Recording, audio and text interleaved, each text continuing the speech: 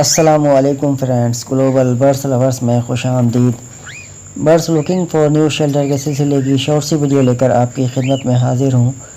आज की वीडियो में आप लोग देख रहे हैं हमारे पास 3 कॉकटेल बेबीज़ मौजूद हैं। दोस्तों, ये सेल्फ पट्टे हैं। इनकी एज है तकरीबन 2.5 से 3 महीने की एज के ये बच्चे हैं, सेल्फ हैं। आपको मैं इनकी तफसील बता देता हूँ। इनमें से एक चारकोल पाइड है, एक नॉर्मल चारकोल है और एक फ़ोन कलर का बेबी है। अगर आप लोग ये बर्ड लेना चाहते हैं तो लोकेशन है न्यू कराची, दुआ चौक, सेक्टर 5F। बर्ड्स लेने के लिए आपको ख़ुद आना होगा। बर्ड्स लेने के लिए सुबह 9 बजे से दोपहर 2 बजे तक आप लोग तशरीफ़ ला सकते हैं। स्क्रीन पर नंबर मौजूद है। दोस्तों, एक बेबी की डिमांड की जा रही है 1500 रुपये। तीनों बेबी अगर आप लेते हैं तो 4500 रुपये बनते हैं, लेकिन आपको इसमें स्पेशल डिस्काउंट दे दिया जाएगा।